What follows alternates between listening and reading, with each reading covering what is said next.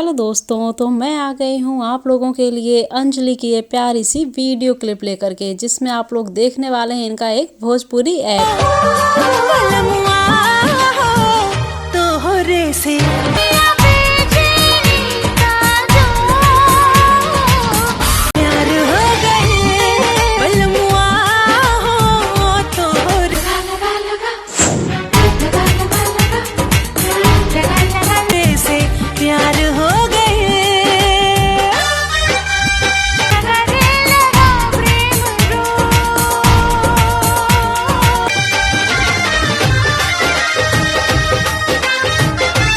और इसी के साथ में आप लोगों ने देखा है यहाँ पर अवनी कारिस को भी। तो कैसी लगी आप लोगों को अवनी की ये वीडियो क्लिप? अपने कमेंट्स में जरूर बताइएगा।